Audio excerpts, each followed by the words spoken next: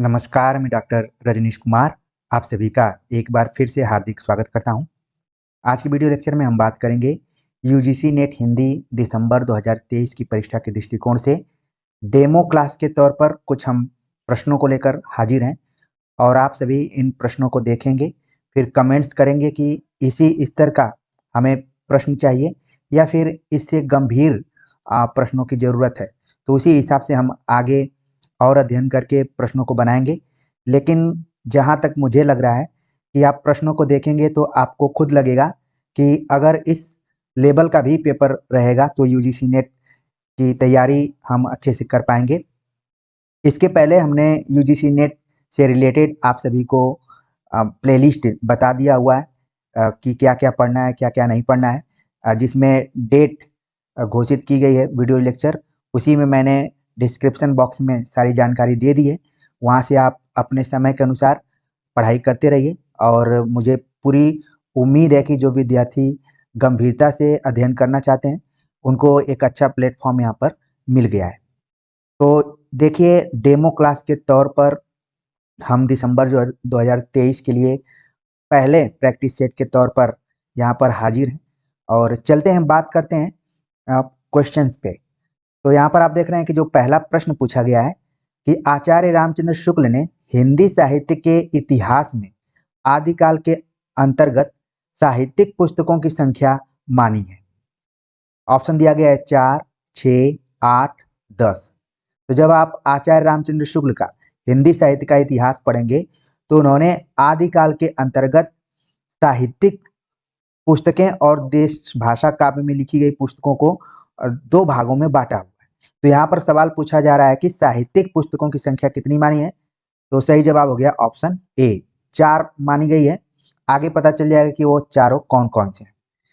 दूसरा प्रश्न है कि आचार्य रामचंद्र शुक्ल के अनुसार साहित्यिक पुस्तकों में शामिल नहीं है। अक्सर आप देखते हैं कि परीक्षाओं में नहीं वाले पैटर्न पर ज़्यादातर सवाल पूछे जाते हैं, इसलिए हमने भी यहाँ पर उसी तरीके का कुछ सवाल बनाया हुआ है कि आचार्य रामचंद्र शुक्ल के अनुसार साहित्यिक पुस्तकों में शामिल नहीं है विजयपाल रासो, हमीर रासो, कीर्तिलता, पृथ्वीराज रासो। तो यहाँ पर जो इसका सही जवाब है ऑप्शन डी है, पृथ्वीराज रासो साहित्यिक पुस्तकों में नहीं शामिल है, बल्कि विजयपाल रासो, हमीर रासो, कीर्तिलता और साथ में कीर्ति पताका। यहाँ पर जो चौथी पुस्तक है साहित्यिक में वो है कीर्ति पताका। तो उम्मीद है कि अब साहित्यिक पुस्तकों को आपको बिल्कुल याद नहीं करना पड़ेगा, कौन कौन से 4 हैं यहाँ पर अब क्लियर हो गया होगा। अगला प्रश्न है कि आचार्य रामचंद्र शुक्ल के अनुसार देश भाषा काव्य की कुल कितनी पुस्तकें प्रसिद्ध हैं उनके अनुसार। ऑप्शन दिया गया है 8, 10, 12, 14। तो आचार्य रामचंद्र शुक्ल के अनुसार देश भाषा काव्य की कुल कितनी पुस्तकें हैं। तो सही जवाब हो गया ऑप्शन ए, 8 पुस्तकों को माना गया है। तो इस तरीके से आप देखेंगे कि आचार्य रामचंद्र शुक्ल ने आदिकाल में 2 तरीके की किताबों की चर्चा की है। एक तो किताब साहित्यिक है जिसकी संख्या 4 है और दूसरी किताब है देश भाषा जिसकी संख्या 8 है। और इन दोनों को ही मिलाकर उन्होंने वीर गाथा काल नाम दिया हुआ था, जिससे कि आप लोग भली भांति परिचित हैं। तो इस तरीके से देश भाषा काव्य और साहित्यिक भाषा दोनों आपके क्लियर हो गए होंगे। और मेरा उद्देश्य ये भी था कि आप न जाने कितनी बार आचार्य रामचंद्र शुक्ल की किताब को पढ़े होंगे, लेकिन यहाँ पर न सिर्फ हम प्रश्नों को हल कर रहे हैं बल्कि किताब को कैसे पढ़ना है उसको भी समझ रहे हैं। चलते हैं आगे, बात करते हैं। अगला जो प्रश्न है कि आचार्य रामचंद्र शुक्ल ने आदिकाल को कितने प्रकरणों में विभाजित किया है। जैसा कि आप जानते हैं आचार्य रामचंद्र शुक्ल अपने इतिहास ग्रंथ में सभी कालों को प्रकरणों में बांटकर अध्ययन करते हैं। तो आदिकाल को कितने प्रकरणों में बांटा है। ऑप्शन दिया गया है 4, 6, 8 और 10। तो इसका जो सही जवाब हो गया यहाँ पर ऑप्शन ए, 4 प्रकरणों में बांटा है। पहला प्रकरण जो है वो सामान्य तरीके पे है और दूसरा प्रकरण जो कि अपभ्रंश काव्य पर आधारित है, तीसरा देश भाषा काव्य और जो चौथा प्रकरण है वो है फुटकल। तो इस तरीके से आदिकाल का अगर आप अध्ययन करना चाहते हैं तो इसी हिसाब से करना है। यहाँ पर आपको प्रकरण 2 और प्रकरण 3 को मोस्ट इंपॉर्टेंट करके ध्यान में रखना है, क्योंकि पूरा इसी पर आदिकाल यानी वीरगाथा काल डिपेंड है। तो इस तरीके से रामचंद्र शुक्ल ने आदिकाल को कितने प्रकरणों में बांटा? 4 प्रकरणों में बांटा हुआ है। आप देख रहे हैं कि क्वेश्चन का जो पैटर्न हमने रखा हुआ है पिछले साल के आए हुए यूजीसी नेट के प्रश्नों के आधार पर ही रखने का प्रयास किया है। अगला जो प्रश्न है, पूछा गया कि आचार्य रामचंद्र शुक्ल ने रीतिकाल का परिचयात्मक विवरण अपने किस पूर्ववर्ती इतिहास ग्रंथ से लिया है? ऑप्शन दिया गया है इस्तवार दलाल लिलित्तर and the Hindustani, the modern vernacular literature of Hindustan, Shiv Singh Saroj, Mishra Bandhu Vinod. तो किस पूर्ववर्ती इतिहास से लिया हुआ है? तो शुक्ल जी ने इसको स्वीकार किया है। सही जवाब है ऑप्शन डी, मिस्र बंधु विनोद नामक पुस्तक से उन्होंने रीतिकाल का परिचयात्मक विवरण लिया हुआ है। ये कई बार सवाल परीक्षाओं में पूछा भी जा चुका है और यहाँ पर आपके प्रैक्टिस सेट के लिए भी हमने बना दिया ताकि आपका रिवीजन हो जाए। अगला प्रश्न है कि इतिहास की पुस्तक में किसी कवि की पूरी क्या अधूरी आलोचना भी नहीं आ सकती? किसी कवि की आलोचना लिखनी होगी तो स्वतंत्र प्रबंध या पुस्तक के रूप में लिखूंगा, किसका कथन है? यहाँ पर इस कथन को थोड़ा सा आपको ध्यान में रखना पड़ेगा कि इतिहास की पुस्तक में किसी कवि की पूरी क्या अधूरी आलोचना भी नहीं आ सकती। किसी कवि की आलोचना लिखनी होगी तो स्वतंत्र प्रबंध या पुस्तक के रूप में लिखूंगा, किसका कथन है? ऑप्शन दिया गया रामचंद्र शुक्ल, हजारी प्रसाद द्विवेदी, रामस्वरूप चतुर्वेदी, बच्चन सिंह। तो ऑप्शन बनाने के लिए बना दिया गया, लेकिन सही जवाब है यहाँ पर ऑप्शन ए। रामचंद्र शुक्ल का ये कथन है कि वो अपने इतिहास ग्रंथ में अगर किसी कवि का मूल्यांकन करते हैं तो वो एक तरीके से अधूरा है। अगर व्यवस्थित रूप से मूल्यांकन करेंगे तो उन पे किताबें लिखनी पड़ेंगी। आगे चलकर आपने देखा भी होगा कि इन्होंने त्रिवेणी नाम से पुस्तक लिखी, इसके बाद जायसी ग्रंथावली, भ्रमर गीत सार, इस तरीके से इन्होंने लिखा है। आगे बात करें, अगला जो प्रश्न है कि आधुनिक काल में गद्य का आविर्भाव सबसे प्रधान साहित्यिक घटना है, यह किसका कथन है? ऑप्शन दिया गया शिव सिंह सेंगर, मिश्र बंधु, महेश दत्त शुक्ल, रामचंद्र शुक्ल। तो इसका सही जवाब है ऑप्शन डी, रामचंद्र शुक्ल। लेकिन आपको ध्यान में रखना है कि यहाँ पर तो आपको लगेगा कि आप तुरंत आचार्य रामचंद्र शुक्ल वाले ऑप्शन पे तुरंत टिक कर देंगे, लेकिन फाइनल एग्जाम में आपका सही होना चाहिए। उसी हिसाब से इस क्वेश्चन को देखिए।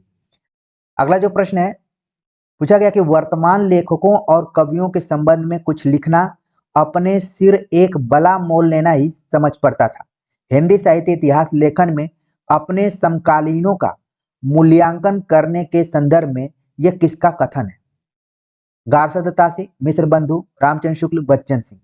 तो यहाँ पर आप देख रहे हैं कि इसका सही जवाब क्या होगा, आपके मन में आना शुरू हो गया होगा। बिल्कुल सही जवाब इसका रामचंद्र शुक्ल ने अपने इतिहास ग्रंथ में लिखा कि वर्तमान लेखकों और कवियों के संबंध में कुछ लिखना अपने सिर एक बला मोल लेना ही समझ पड़ता है। तो शुक्ल जी का यह कथन है। अगला प्रश्न है, आचार्य रामचंद्र शुक्ल ने हिंदी साहित्य का इतिहास हिंदी शब्द सागर की भूमिका के रूप में लिखा, उसके पहले इस पुस्तक का नाम था हिंदी का संक्षिप्त इतिहास, हिंदी का सरल इतिहास, हिंदी साहित्य का विकास, हिंदी साहित्य का बृहद इतिहास। तो हम जानते हैं कि आचार्य रामचंद्र शुक्ल ने हिंदी साहित्य का इतिहास हिंदी शब्द सागर की भूमिका के रूप में लिखा और सन 1929 में ये किताब के रूप में पब्लिश हुआ हिंदी साहित्य का इतिहास। लेकिन इसके पहले भी इसका एक और नाम था, उसी को हमें यहाँ पर बताना है। और बिल्कुल बहुत सारे विद्यार्थियों के मन में आ गया होगा कि ऑप्शन सी, हिंदी साहित्य का विकास। ये जितने भी प्रश्न हैं हमने सूक्ष्म तरीके से आचार्य रामचंद्र शुक्ल के इतिहास ग्रंथ से ही उठाया है और बनाया है। और प्रश्न बनाना भी एक कला होती है, किताबें पढ़ना, प्रश्न बनाना, ये सब कला के अंतर्गत ही माना जा सकता है। तो देखिए, अगर आप दोबारा आचार्य रामचंद्र शुक्ल का इतिहास ग्रंथ पढ़ेंगे तो इन प्रश्नों से आप जरूर टकराएंगे और आपका मनोबल बढ़ेगा। देखिए, मैं तकनीकी पक्ष पे ज्यादा काम करने की कोशिश करता हूँ। आप अगर क्रिकेट शैली में मैं बात करूं तो शुरुआत में अगर आपको पता चल जाए कि पिच फास्ट बॉलर्स के लिए है या फिर स्पिनर्स के लिए है, तो उसी हिसाब से आप अपनी तैयारी कर सकते हैं, बैटिंग कर सकते हैं। तो शुरुआत में पिच को समझना जरूरी, इसलिए आज का जो प्रैक्टिस सेट है ये आचार्य रामचंद्र शुक्ल के इतिहास ग्रंथ के शुरुआती पक्ष को जानने के लिए। अगर आपका मन लगने लगेगा तो आप पूरी किताब एक बैठक में भी पढ़ सकते हैं। उम्मीद है कि मेरी बात आप सभी को समझ में आ रही होगी। चलते हैं आगे, बात करते हैं अगले प्रश्न के ऊपर, जो कि घुमावदार प्रश्न है एक तरीके से देखा जाए तो। जिस स्पिन की मैं बात कर रहा था उसी टाइप का यह प्रश्न। आचार्य रामचंद्र शुक्ल ने सिद्धोनाथों का उल्लेख आदिकाल के किस प्रकरण में किया है? इसके पहले हमने आदिकाल के प्रकरणों की चर्चा कर ली, लेकिन सिद्धोनाथों का उल्लेख किसमें किया है? अब इस तरीके का प्रश्न, एक तरीके से आप देख रहे हैं कि ये प्रश्न एकदम से मौलिक है, लेकिन जब आप पढ़े रहेंगे तुरंत इसका सही जवाब बता देंगे। तो अभी आप अपने दिमाग में लाइए कि आपने आचार्य रामचंद्र शुक्ल के इतिहास ग्रंथ को पढ़ते हुए सिद्धोनाथों का जिक्र कहाँ पर देखा था? ऑप्शन दिया गया प्रकरण 1 सामान्य परिचय, प्रकरण 2 अपभ्रंश काव्य, प्रकरण 3 देशभाषा काव्य, प्रकरण 4 फुटकल रचनाएं। तो सही जवाब तक बहुत सारे विद्यार्थी पहुंच रहे हैं। सही जवाब है इसका ऑप्शन दूसरा अपभ्रंश काव्य। अपभ्रंश काव्य के अंतर्गत सिद्धोनाथों का उल्लेख आचार्य रामचंद्र शुक्ल ने किया है। देखने में प्रश्न आपके लिए बहुत ही छोटा है, लेकिन आसान नहीं है। जब तक आपका कॉन्सेप्ट नहीं क्लियर होगा, इस तरीके के प्रश्न आप नहीं कर पाएंगे। चलते हैं, बात करते हैं अगले प्रश्न की तरफ। कुछ उसी तरीके का प्रश्न पूछा गया कि आचार्य रामचंद्र शुक्ल ने किस प्रकरण में आदिकाल को वीरगाथा काल नाम से संबोधित किया है?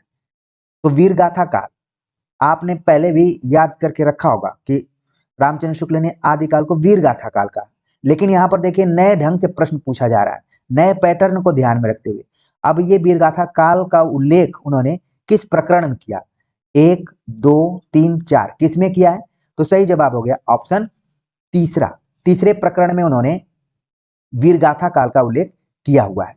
और वीरगाथा काल क्यों कहा उन्होंने? 12 ग्रंथों के आधार पर उन्होंने वीरगाथा काल नाम दिया हुआ है। वो 12 ग्रंथ कौन कौन से हैं मैंने ऊपर बता दिया कि 4+8 का रेशियो है, संकेत करके मैंने छोड़ दिया है। आपके मन में साहित्यिक और देशभाषा काव्य आ जाने चाहिए।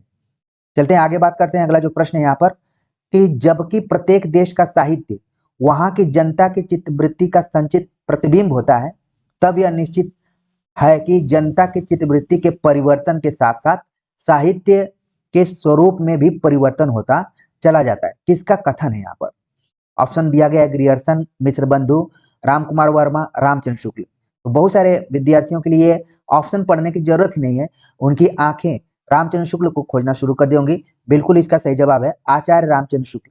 ये क्वेश्चन कई बार आ चुका है, पिछली परीक्षाओं में आप देखेंगे तो आ चुका है। अब इसी से जुड़ा हुआ एक और प्रश्न है जो कि आपके लिए नया हो सकता है। पूछा गया जबकि प्रत्येक देश का साहित्य वहां की जनता की चित्तवृत्ति का संचित प्रतिबिंब होता है, तो इस कथन का उल्लेख आचार्य शुक्ल ने अपने इतिहास ग्रंथ में किस भाग में किया है? ये अगर आप जान जाते हैं तो मानकर चलिए कि आपकी तैयारी सही दिशा में और ठोस तरीके से हो रही है। तो इस कथन को किस भाग में कहा गया? ऑप्शन दिया गया प्रकरण 1 भूमिका, काल विभाग, प्रकरण 2। तो यहाँ पर आप देख रहे हैं कि इसका जो सही जवाब हो जाएगा ऑप्शन सी, काल विभाग के अंतर्गत ये बात आचार्य रामचंद्र शुक्ल ने कही है। अगला प्रश्न है जनता की चित्तवृत्ति, और पूरा कथन आपको अपने दिमाग में ला देना है। यहाँ पर मैंने 3 बिंदु दिया है। आज जब कभी मैं आपको नाटक पढ़ाऊंगा लाइन बाय लाइन जो आपके सिलेबस में लगा हुआ है, तो ये 3 बिंदुओं का मतलब होता है। ठीक है, ये यूं ही 3 बिंदु नहीं लगे हुए हैं, इनका मतलब है। तो मतलब यही है कि आगे भी और कुछ बचा हुआ है। तो जनता की चित्तवृत्ति, अब आपके मन में ऊपर इसके पहले जो प्रश्न का जो कथन था वो आ जाना चाहिए। के निर्धारण में आचार्य रामचंद्र शुक्ल ने किस परिस्थिति का उल्लेख नहीं किया है?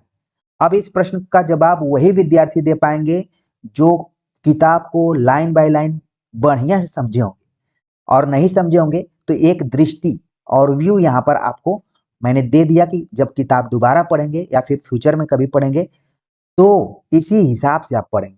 तो जनता की चित्तवृत्ति का निर्धारण करते हुए किस परिस्थिति का जिक्र आचार्य रामचंद्र शुक्ल ने नहीं किया है? ऑप्शन दिया गया राजनीतिक, सामाजिक, सांप्रदायिक, आर्थिक। तो किसका नहीं किया है? सही जवाब है ऑप्शन डी, आर्थिक की जगह पर उन्होंने धार्मिक शब्द का प्रयोग किया है। तो ये आप देख रहे हैं कि सूक्ष्म तरीके से यहाँ पर प्रश्न बनाया गया है।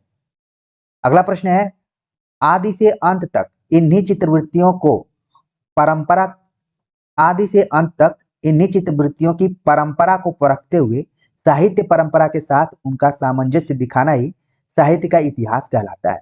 यह किसकी परिभाषा है? बच्चन सिंह, रामस्वरूप चतुर्वेदी, रामचंद्र शुक्ल, श्याम सुंदर दास। तो अभी तो इस प्रैक्टिस सेट को लगाते हुए आप तुरंत आचार्य रामचंद्र शुक्ल बता देंगे, लेकिन आपको ध्यान में रखना है कि फाइनल एग्जाम में भी आप रामचंद्र शुक्ल को ही याद करके रखिए। सही जवाब है ऑप्शन सी। अगला प्रश्न है कि हिंदी कोविद रत्नमाला किसकी पुस्तक है? हिंदी कोविद रत्नमाला किसकी पुस्तक है? ऑप्शन रामचंद्र शुक्ल, मिश्र बंधु, श्याम सुंदर दास, राम नरेश त्रिपाठी। तो यहाँ पर थोड़ा सा सतर्क होकर आपको सही जवाब तक जाना है। सही जवाब है ऑप्शन सी, श्याम सुंदर दास। अगला प्रश्न है इसी टाइप का छोटा सा प्रश्न, कविता कौमुदी किसकी पुस्तक है? ऑप्शन दिया गया रामचंद्र शुक्ल, मिश्र बंधु, श्याम सुंदर दास, राम नरेश त्रिपाठी। कविता कौमुदी जो कि ग्राम गीतों का संकलन माना जाता है। सही जवाब है ऑप्शन डी, राम नरेश त्रिपाठी। इन किताबों का जिक्र क्यों हो रहा है? इन किताबों का जिक्र इसलिए हो रहा है कि आचार्य रामचंद्र शुक्ल ने आधुनिक काल जो लिखा है, इन्हीं किताबों को आधार बनाते हुए लिखा। उसमें से एक किताब हिंदी कोविद रत्नमाला है, दूसरी किताब कविता कौमुदी है। और आपको ध्यान में रखना चाहिए कि रीतिकाल को किस पुस्तक पर आधार बनाया? तुरंत आपके मन में आ गया कि मिश्र बंधु विनोद। बिल्कुल आप सभी की तैयारी सही दिशा में चल रही है। अगले प्रश्न पे अगर हम बात करें तो अगला प्रश्न है कि ब्रज माधुरी सार किसकी पुस्तक है? तो ये तीसरी पुस्तक है जिसका उल्लेख रामचंद्र शुक्ल ने अपने इतिहास ग्रंथ में किया है। लेकिन यहाँ पर हमें बताना है कि आखिरकार ये किसकी पुस्तक है। ऑप्शन दिया गया है रामचंद्र शुक्ल, मिश्र बंधु, श्याम सुंदर दास, वियोगी हरि। तो इसका जो सही जवाब है ऑप्शन डी, वियोगी हरि ब्रज माधुरी सार है। तो बातों ही बातों में आपने 3 महत्वपूर्ण किताबों के बारे में जान लिया। हिंदी कोविद रत्नमाला, कविता कौमुदी। ये फालतू में प्रश्न नहीं बने थे, ये प्रश्न आपके आचार्य रामचंद्र शुक्ल के इतिहास ग्रंथ में आपको मिल जाएंगे ये सभी किताबों के नाम, ब्रज माधुरी सार, वियोगी हरि। अगला प्रश्न है आचार्य रामचंद्र शुक्ल के साहित्य इतिहास के संदर्भ में असत्य है। तो असत्य है, इस पैटर्न पर भी सवाल पूछा जाता है। अब क्या असत्य है? हिंदी साहित्य के 900 वर्षों के इतिहास के रूप में 4 कालों में विभक्त है। आदिकाल को वीरगाथा काल कहा, आधुनिक काल को वैज्ञानिक काल कहा। तो कौन सा असत्य है? तो तुरंत आपके मन में आ गया होगा कि हमने तो इतना दिन तक पढ़ा आधुनिक काल को उन्होंने गद्य काल कहा, लेकिन यहाँ पर वैज्ञानिक काल का आ गया। ये क्या है? असत्य है। मतलब आपका आंसर डी इसमें सही है। बाकी ऊपर जितने भी तथ्य दिए गए हैं सभी आचार्य रामचंद्र शुक्ल के दृष्टिकोण से सत्य के रूप में है। तो इनको भी आगे की परीक्षाओं के लिए ध्यान में रखते हुए याद रखिए। अगला जो प्रश्न है कि सारे रचना काल को केवल आदि, मध्य, पूर्व, उत्तर इत्यादि खंडों में आंख मूंद कर बांट देना, यह भी न देखना कि खंड के भीतर क्या आता है क्या नहीं, किसी वृत्त संग्रह को इतिहास नहीं बना सकता। इतिहास लेखन के संदर्भ में यह किसका कथन है? ग्रियर्सन, मिश्र बंधु, रामचंद्र शुक्ल, हजारी प्रसाद द्विवेदी। तो ये कथन किसका है? सही जवाब है ऑप्शन सी, रामचंद्र शुक्ल। और ये किसके बारे में ये बात कही है? संकेत को आप समझ गए होंगे। ये संकेत उन्होंने किया अपने पूर्ववर्ती जो भी इतिहास लिखे गए हैं, खासतौर से जब हम पढ़ते हैं कि ग्रियर्सन ने सबसे पहले काल विभाजन का प्रयास किया था। इसके बाद के जितने भी इतिहासकार थे उन्होंने इसका अनुसरण किया अलग अलग तरीके से, जैसे मिश्र बंधु का भी नाम इसमें आता है। लेकिन शुक्ल जी का ये मानना है कि ये सब आंख मूंद कर बांट दिया गया है। ये भी नहीं देखा गया कि प्रवृत्ति उसकी क्या रही है या फिर खास तरीके की रचनाएं कौन कौन सी रही हैं। अगर ये सब देखकर मूल्यांकन करके अगर बांटा जाता तो वो ज़्यादा बेहतर होता। तो यहाँ पर आप देख रहे हैं कि न सिर्फ प्रैक्टिस सेट कर रहे हैं बल्कि कैसे हमें इतिहास ग्रंथ को पढ़ना है ये भी आप लोग समझ रहे होंगे। चलते हैं आगे, बात करते हैं अगला जो प्रश्न है कि आचार्य रामचंद्र शुक्ल ने बड़ा भारी कविवृत्त संग्रह किसके इतिहास ग्रंथ के लिए प्रयुक्त किया है? ग्रियर्सन, शिव सिंह सेंगर, मिश्र बंधु, महेश दत्त शुक्ल। तो शुक्ल जी का इतिहास ग्रंथ पढ़ेंगे तो उसमें उन्होंने कई जगह पे कविवृत्त संग्रह कहा है और कई जगहों पे प्रयोग किया है बड़ा भारी कविवृत्त संग्रह। शुक्ल जी का तकिया कलाम शब्द है बड़ा भारी। अगर कहीं आए तो वे झिझक आप आचार्य रामचंद्र शुक्ल को ही उसमें टिक कीजिए।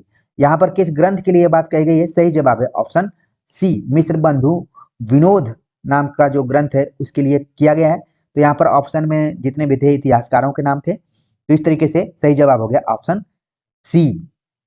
अगला प्रश्न है कि 5 या 6 वर्ष हुए छात्रों के उपयोग के लिए मैंने कुछ संक्षिप्त नोट तैयार किए थे जिनमें परिस्थिति के अनुसार शिक्षित जनसमूह की बदलती हुई प्रवृत्तियों को लक्ष्य करके हिंदी साहित्य के इतिहास के काल विभाग और रचना की भिन्न भिन्न शाखाओं के निरूपण का एक कच्चा ढांचा खड़ा किया गया था। अपने इतिहास लेखन के संदर्भ में यह बात किसने कही है? ऑप्शन दिया गया है ग्रियर्सन, शिव सिंह सेंगर, मिश्र बंधु, रामचंद्र शुक्ल। तो इसका सही जवाब हो गया ऑप्शन डी, रामचंद्र शुक्ल ने जो भी इतिहास ग्रंथ लिखा है, ये शुरुआत में क्या था, संक्षिप्त नोट्स इन्होंने तैयार किया था। बाद में जैसे जैसे शिक्षित जन समूह की प्रवृत्तियों में बदलाव आया, उनको लक्ष्य करके फिर उन्होंने काल विभाजन किया, फिर रचनाओं का मूल्यांकन किया और फिर इस तरीके से पूरा इतिहास लिखा है। आगे बात करते हैं आज का आखिरी प्रश्न, आचार्य शुक्ल का इतिहास पढ़ते हुए यह किस आलोचक का आलेख है? रामस्वरूप चतुर्वेदी, बच्चन सिंह, रामविलास शर्मा, नामवर सिंह। तो इसका जो सही जवाब है यहाँ पर ऑप्शन बी, बच्चन सिंह ने लिखा आचार्य शुक्ल का इतिहास पढ़ते हुए, और इसी से प्रभावित हुए तो इन्होंने लिख दिया हिंदी साहित्य का दूसरा इतिहास। ठीक है, तो बच्चन सिंह का ये आलेख रहा है, इसको आप ध्यान में रख सकते हैं। तो इस तरीके से हमने 2023 के लिए, दिसंबर 2023 के लिए कुल 23 प्रश्नों का एक डेमो आप सभी के सामने रखा है, और आप कमेंट्स कर कर बताएंगे कि इसके लेवल को और थोड़ा कठिन बनाया जाए। हालांकि हमने अलग अलग दृष्टिकोण से कठिन बनाया है। अब मुझे नहीं पता है कि इन 23 प्रश्नों में कितने ऐसे विद्यार्थी थे जो कि 100% सही किए, या फिर कितने ऐसे विद्यार्थी थे जिनको थोड़ा बहुत कन्फ्यूजन हुआ। तो इन सारी चीज़ों को खुद से स्व मूल्यांकन करते हुए आप देखिए और अपनी तैयारी में लगातार करते रहिए।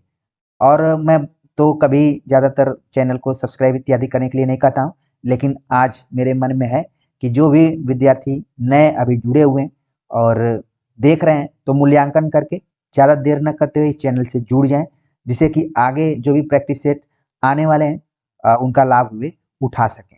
और इस चैनल को जल्दी से जल्दी आप लोग 75 के तक पहुंचा दीजिए। ठीक है, तो मिलते हैं एक नए प्रैक्टिस सेट के साथ, तब तक के लिए नमस्कार।